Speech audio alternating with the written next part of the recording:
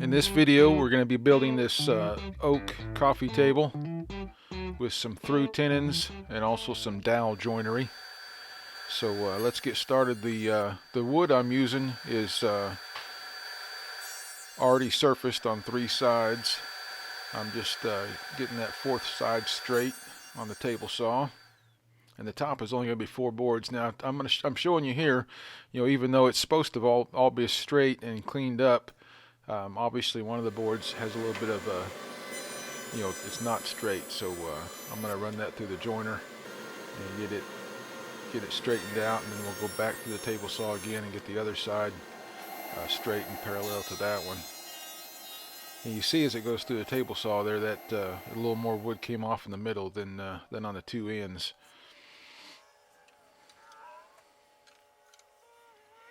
But for the most part, they're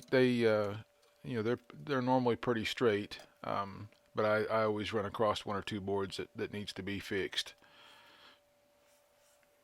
Which sucks if you have a shop with a limited amount of tools. You're paying that money to buy this lumber that is supposed to already be milled for you, and if you didn't have a joiner in your shop, that would be bad.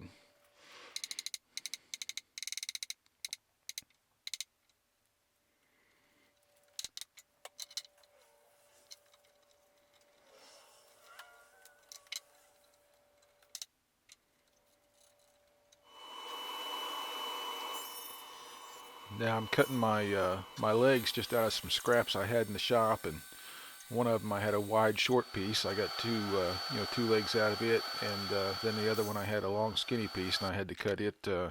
Had to flip my legs back and forth on that one, and cut them out on the bandsaw. So here I'm cutting them all the length. I'm putting a 10-degree angle on each end. And these are the 2 I cut out on the bandsaw. I'm just getting that one edge squared up like the other one already was. And now they're going to go through the table saw and get a taper cut.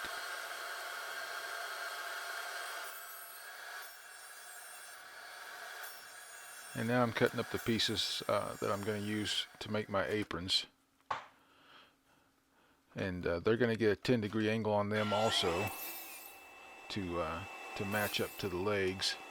The 2 long aprons are going to get the 10-degree angle. The other aprons are going to have that through tenon. They're going to come through that leg, and I'll actually cut a 10-degree angle along the top edge of those, and those will set at an angle with the leg.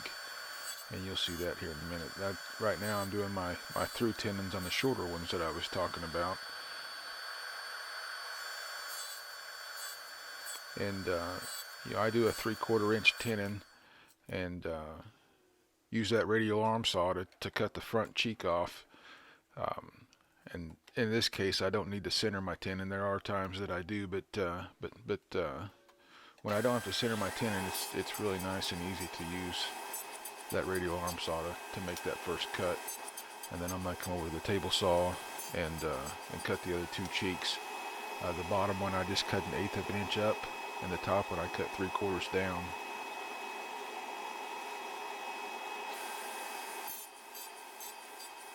Depending on the size of the apron, of course. If you have a small apron, then those cuts are going to be smaller.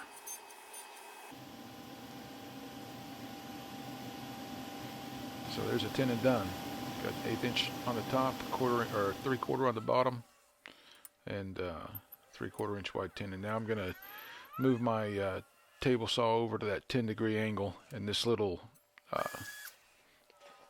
whatever you call that thing, that angle finder, works really nice to make sure your blade is at the right angle. So I'm cutting that 10 degrees across the bottom edge, or the top edge of these, and they're going to sit just like that. I'll trace my my mortise hole out with that, and then come over to the mortiser and get those mortises cut. There's a through mortise all the way through. Obviously, you see I've got a sacrificial board underneath there, so I don't cut into my tabletop.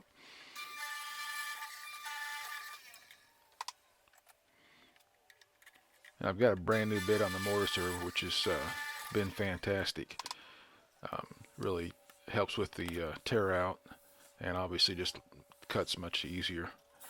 Now, I love this little doweling jig. I don't use it very often. I used to use it all the time when I first started building, but you know, times like this, it works really well.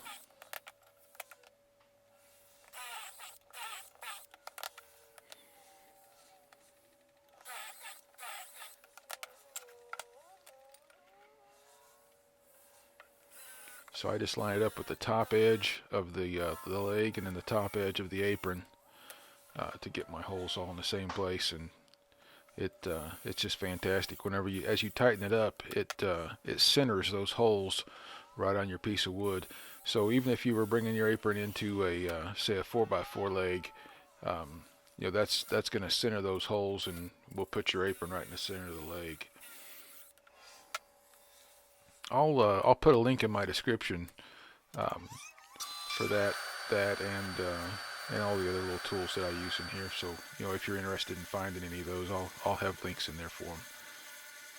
Now I cut all my dowels and I just run them on the sander just for a second, just to smooth over that edge and get rid of any you know, any splinters, and make it just a little easier for that dowel to start off in the hole.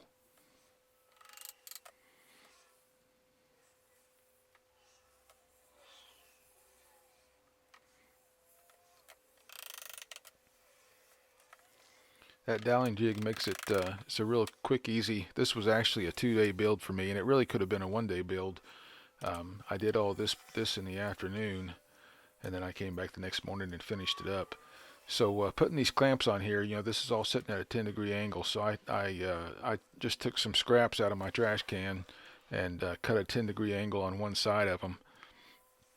And when I matched that up with the leg there, that gave me a straight surface to tighten my clamp down on.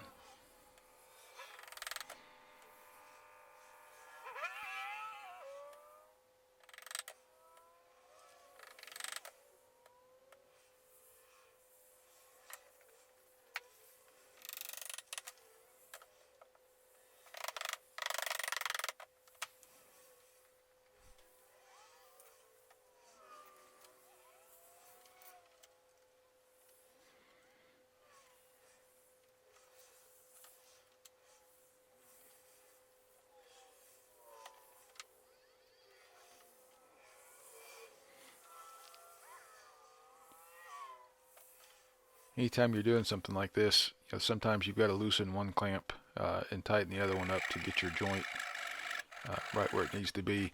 You know, just cranking down on the one's not always the solution. Sometimes you need to loosen the other one to tighten, you know, to tighten the other one down and get your joint closed up just right. Now I'm just putting a little 45 on the corners of these tenons. These are going to be through tenons. They're going all the way, you know, they're going to come out the other side, so I wanted to just put a little 45 detail on the end of them.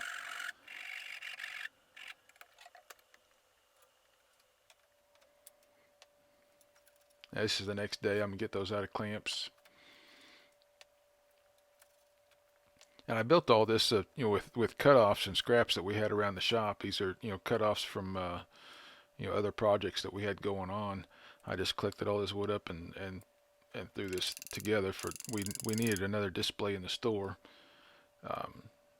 Somebody bought one of our coffee table displays over the weekend.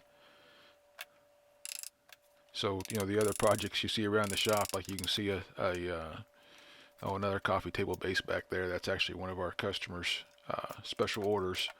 But sometimes I've got to stop and get something put together to get back in the store and on display.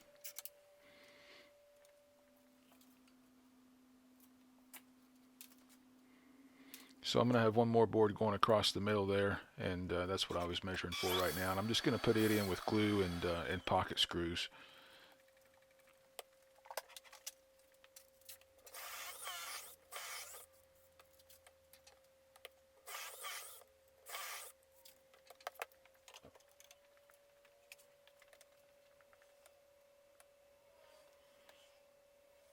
You know, this is actually a very easy build. The hardest part about it as if you didn't have that mortise, or cutting those mortises, which isn't as hard as it sounds. It just take a little longer. You could use a router. You could even use a drill and a drill bit, and then square it off with chisels. So it'd take a little more time, but you can still get it done. Now this is interesting here. This is not something I do every day, but I've got my table saw set at a 45. What I'm doing is cutting the braces that are going to sit in those corners. And if you remember, that one apron down the side is sitting at a 10-degree angle. It's angled with the leg. So I've got this set at a 45, and one end I just cut straight 45, and then the other one I had to flip that over at a 10-degree angle, so I'm making a compound angle cut, and made those two angles at the same time, the 10-degree angle one way, and then the 45 cut. And I'll show you how that fits in there here in just a second. So there it is. It's 10-degree one way, and then the 45 the other, and I'll set it down in there, and you can see how it fits in. So it's just going to set against there like that.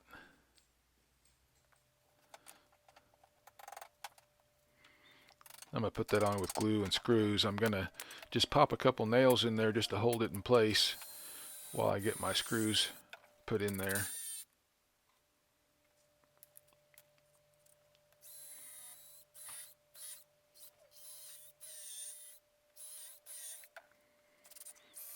And literally, if I had started on this in the morning, I could have built this in that single day. I used Rubio monocoat finish on it, which it's a one coat finish.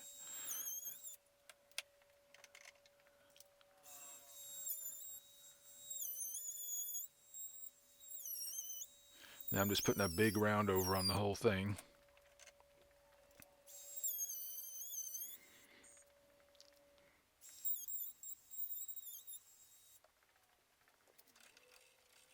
Had a little bit of glue in the way there that was holding me out a little bit away from the wood there, so I had to get that glue out of the way.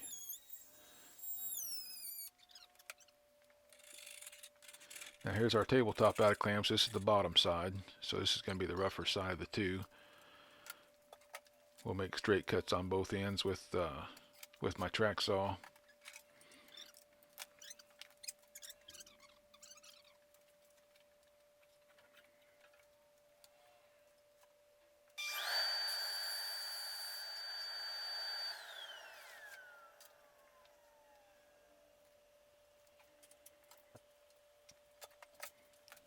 I measure from both corners and make a line on both sides, but then I also check it again with the square just to make sure there's nothing hinky with my top, and there wasn't.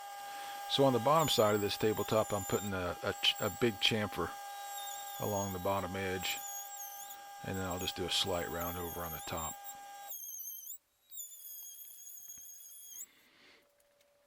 You can see behind there where we've also got a dining table going on. That's for the same customer that coffee table is. We're making them a coffee table, a little side table, and a dining table, all out of this reclaimed sycamore. It's kind of interesting. Their parents built a house way back in the day, and they just built it out of trees that were right there on the property. They cut them down and milled them up and built the house, and that's the house this lady grew up in. And now they're older and obviously live in other places, and that old homestead is being torn down, and they saved some of the lumber out of it, and so this lumber is wood out of their old homestead, which is really cool. So they'll have furniture in their house, just kind of a memory of the house that she grew up in and that her dad had built.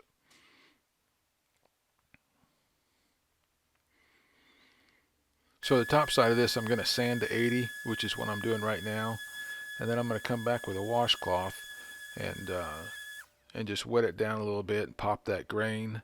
And with that grain popped, I'll come back and sand it again to 120, and then we'll put our Rubio on.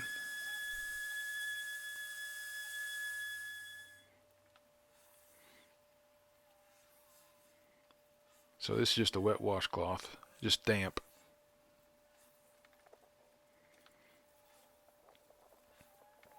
And that's going to get that grain to pop. And then I'll come back with a 120 and I'll sand that down and get a nice smooth finish. And then we'll put our Rubio on and this guy will be done. But first we got to sand the base.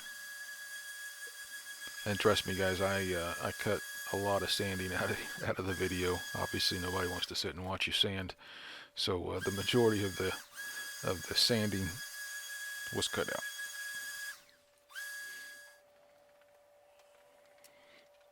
So now I'm going to apply that finish. I'm just using one of those white scour pads, one of those white Scotch pads to apply it. And what I'll do is I'll put a coat on the bottom side of the top, and then I'll put a coat on the base, and then I'll come back and get any extra. I'll clean up any extra that's still on the base or on the top side, on the bottom side of the top. I'll wipe up any extra off of that. And then I'm gonna flip it over and do the top side of it, wipe any excess off the base and then excess off the top, and then it's done.